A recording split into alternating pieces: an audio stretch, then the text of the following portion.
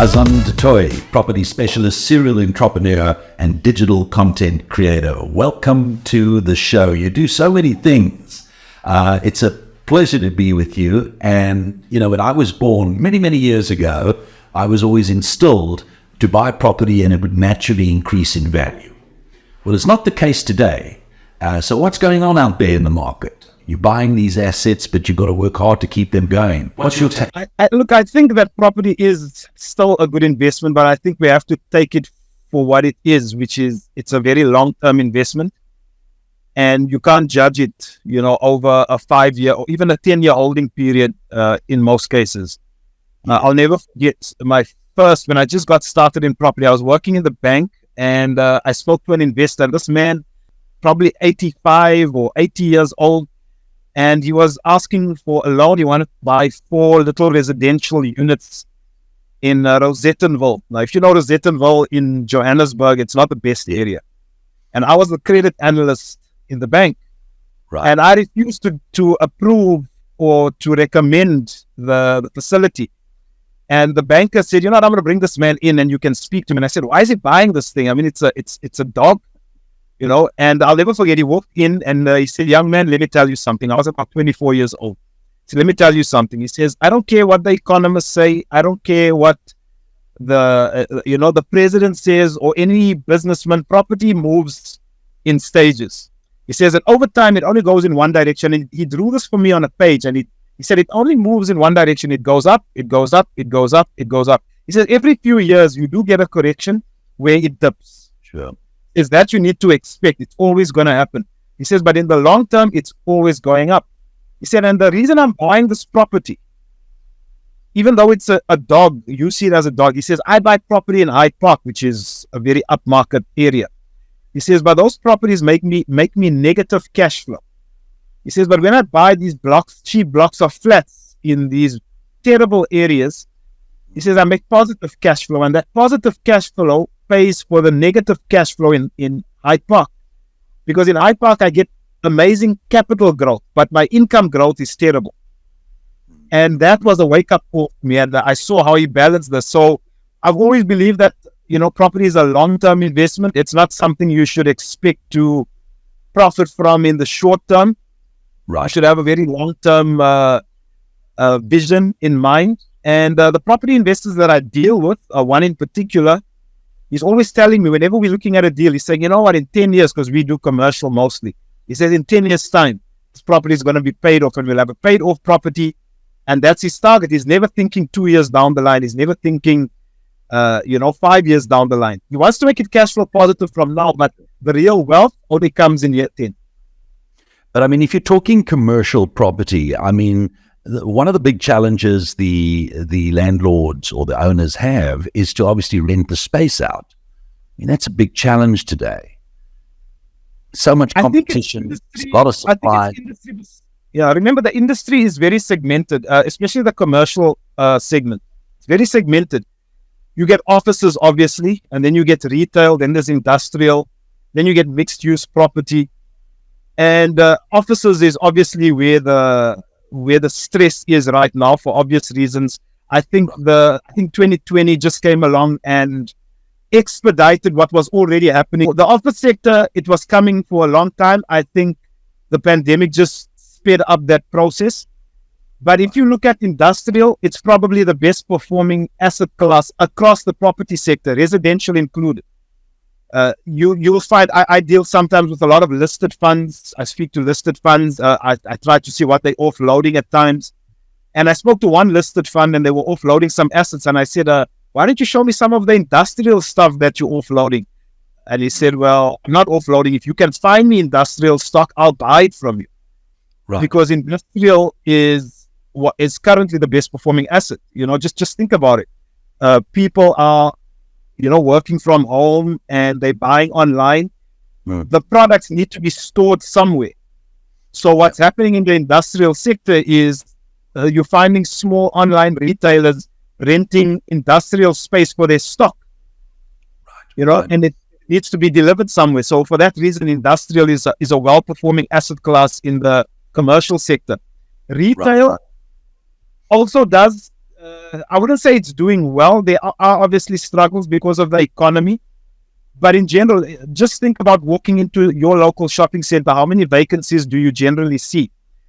Not many, right? I see some vacancies, but it normally gets filled really quick. So I would say that the real pressure on the commercial side is more in the office sector as opposed to your industrial and even your retail. And then you get other types of commercial, like your student accommodation, of course. There as well, big demand. So Aslam, you're on the street, so they say, in the sense that you have the eye and the ear of so many of the consumers. What would you do differently to stimulate market in the in the corporate environment to obviously naturally bring people back to the office? I know that in the Sandton CBD, we've leased out half of the Johannesburg Stock Exchange. I know that Sasol have leased out their building. Discovery have also. So there's a trend to work from home, but a lot of these landlords obviously want to rent out their space. What should they be doing differently, in your opinion, to attract attention to get their space rented out? I mean, I know it's challenging, but what would you see that they're not doing that they should be doing? I don't think we can ignore what's happening in, because I know with what you're speaking about, Craig, is more the office sector and the challenges of the office sector. Specifically, WeWorks, the WeWork sort of concept model. That model it works, but it can't take up all the excess office space that's currently on the market. So what's happening with a lot of that office space is, particularly in Sunning Hill, there are quite a few developers that are buying up the office blocks and converting them into residential. Now, what can a corporate do to get their staff back in the office? The only way you're going to attract people back to the office is by giving them an incentive to be back in the office.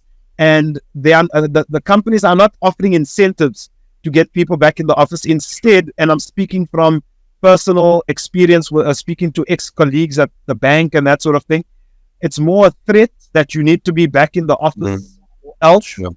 So I think that is what is essentially happening.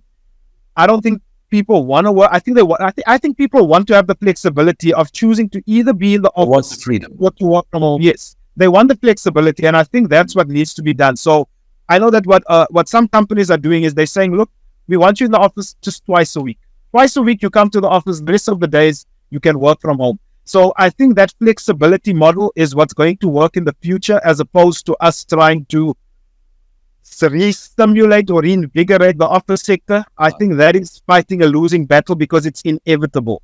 Well, I've noticed in the retail space that they've almost lowered the water and not raised the bridge. It means that they've rented out space in smaller compartments rather than in larger packages. So you walk through these shopping centers right now and you'll notice that the spaces have become smaller. Yes. So that's kind of the trend that I'm seeing. I'm also noticing that a lot of the media houses are looking at these shopping centers as destination media events to create opportunities to give consumers immersive experiences. So in the retail sector, I can understand that they're doing different things. I'm certainly looking at the corporate market as a whole and saying, well, what do we need to do to stimulate interest? Because all these beautiful buildings that we're selling, or we're trying to sell, it's the same reason that buyers don't want to buy, because they haven't got the vision, or they don't know how to put the vision into play to actually stimulate these buildings, to get people to come back. We know that from a corporate point, you need to have your people back. You need the energy in business today. I don't know that we're so disciplined at home. So that's the question I ask is, we see trends in retail, but I don't really see the trend in the answers for corporates to be able to bring people back and also to do something different with the space. That's surely something. Let's rather do what is productive for the company. And if the company is finding that it's productive for people to work from home, then we carry on that way. But we give them that flexibility to come into the office when they need to attend a meeting, or, there are certain things that need to be done in the office. So on that, I get you. So the new generation that are kicking into property and investment, How are they reacting to the fact that the trends are moving, in essence, away from having a company and having groups of people at the office? I mean, how are they feeling about the fact that these buildings are not needing to be sold? They want to buy these buildings. But what are they going to do with these buildings? I mean, how do you propose that you re-stimulate the market for just property investment as a whole? Look, South Africa always has always had and always will have a housing shortage. So one of the best alternate uses to these properties, depending on the area, is definitely residential conversion. You know, at a certain level. Obviously, you got to buy it in at a certain price, and you're going to be putting it on the market at a certain price. Where the problem comes in is you have a lack of skill in the marketplace for people to understand. The commercial space is shrouded in mystery. People don't know how to penetrate it. People don't know how to access it. Obtaining funding through the commercial space is extremely difficult. So someone can spot that opportunity, but they don't know how to bring it to fruition because they don't have the skill set, the knowledge base, or the network to bring opportunities like that to market. And the problem is the guys that can do it, they have so much on their plates that they themselves, it's like there's just too much out there. They can't take on everything. Sure. So there's a huge skills gap in the marketplace of the investor who wants to become a big investor or developer to the guy who's already a developer. That gap in between is massive. And it's going to take years. It's going to take some time to do that and to create that perception. But you are a financial structural expert. And that's your game, to be able to look at opportunities and restructure them or to assist in finance. Take me through just very briefly your process, and I'm sure it's quite lengthy, but take me through that process in a few steps of how you assess an asset and how you would restructure it in such a way to bring a different component to life. Okay, that I don't think I don't think we have enough time for question. But let me say to you like this. Here's one of the big issues. Because I spent 13 years in commercial property finance. I was a deal maker. My job was to go out and look for new transactions for the bank. They needed to put assets on the bank. The challenge, however, is that banks, all of them, are very incestuous in terms of the clients that they want to deal with. So when you go out and bring a new client, let's say I go out, I bring Craig into the bank. Craig wants to buy an office building and he wants to convert it into residential. The chances of Craig obtaining that funding, if he's never done something like that before, is probably 0%. Sure. Because the bank is firstly looking at your experience, because here's what counts more than anything else. Previous experience in doing what it is that you want the bank to fund. If you don't have experience in doing that, they'll never fund you. Number two, do you have access to capital?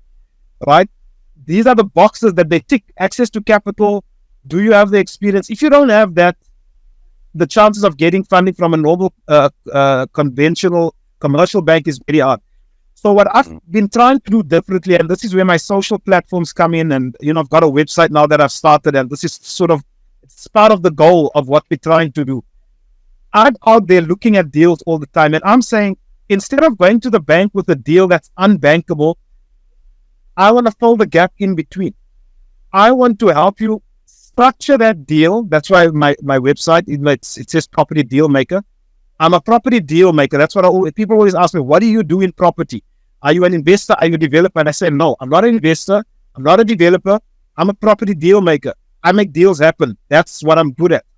So I want to rather take a deal that has potential, that has legs, and then say, let's panel beat this deal to the point. Right, and this includes structuring. This includes partnering the person up with the right people, so that when it gets to a normal conventional funder, they look at it and they say, "This is a deal we want to bank. This is a client we want to bank," because it's been packaged in the right way. So instead of trying to fight, we're always trying to fight the banks because we're saying, "Well, the banks don't want to give funding. The banks are too restrictive.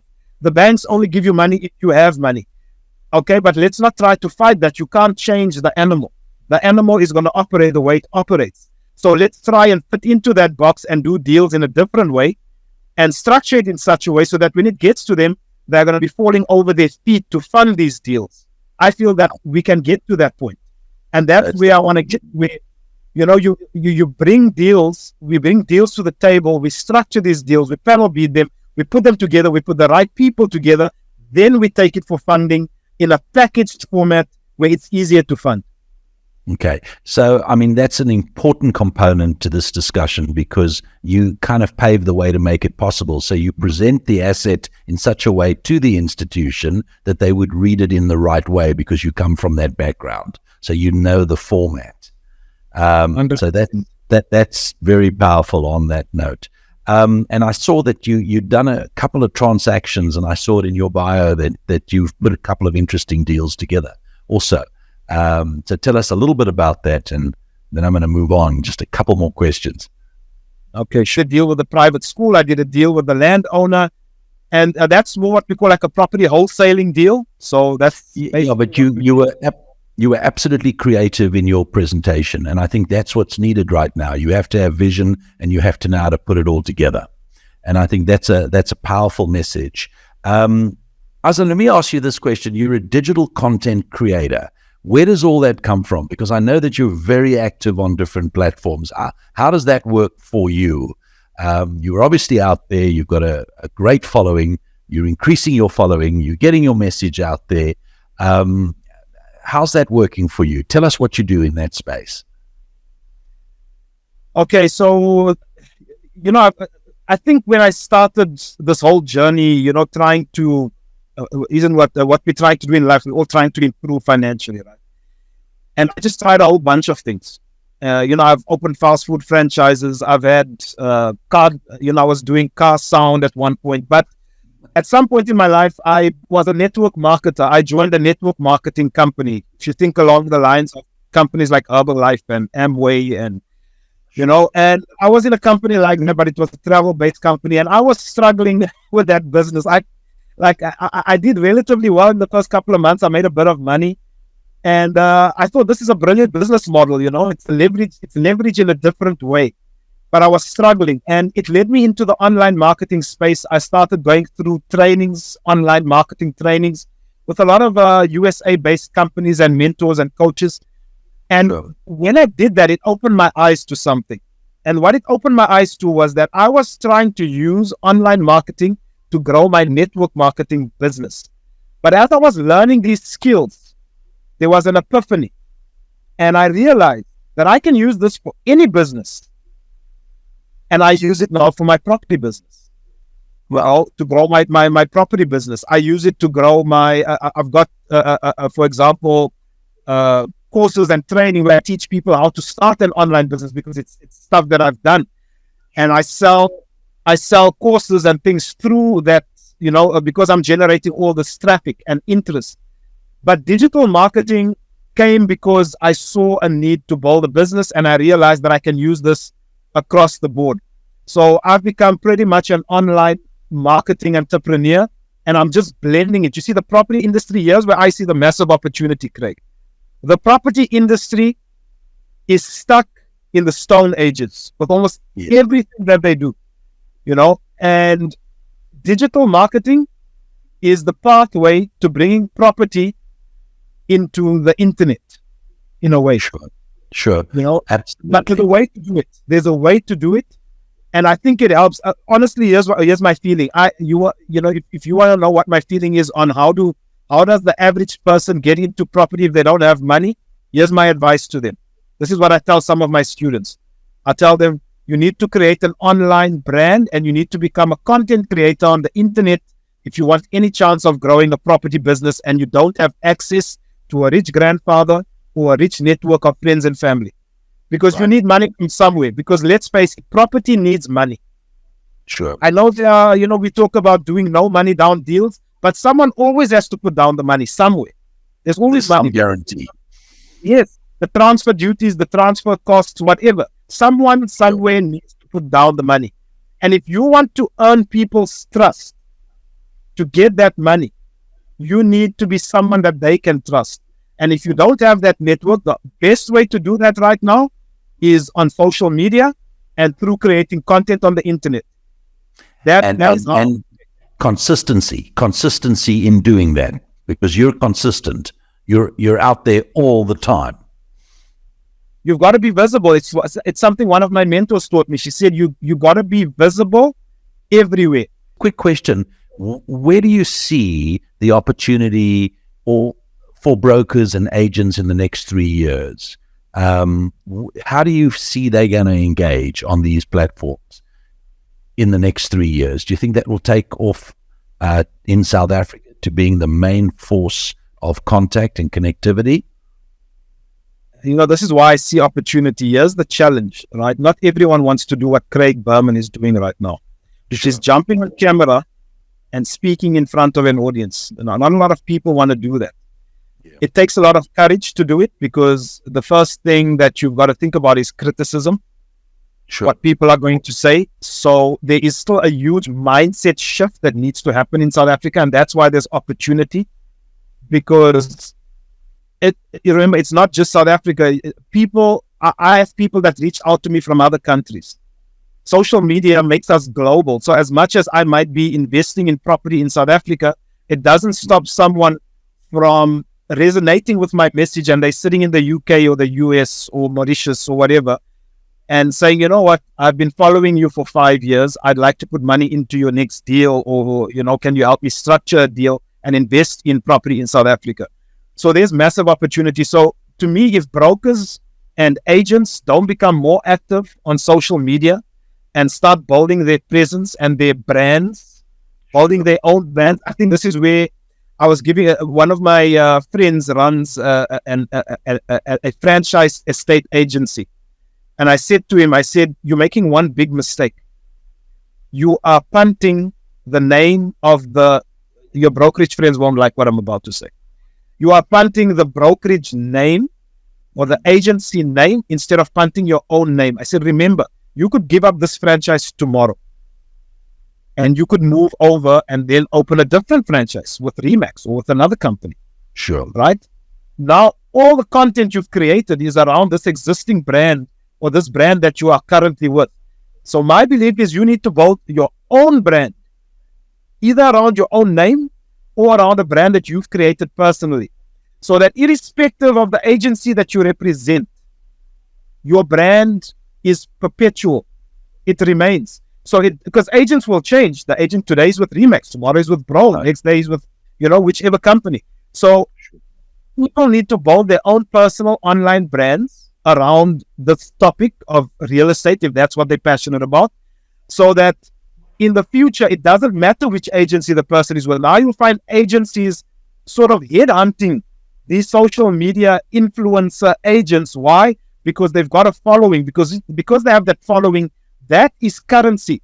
The biggest currency right now in the market and value is attention. Yeah. The person who has the attention on social media is a person that wins the game.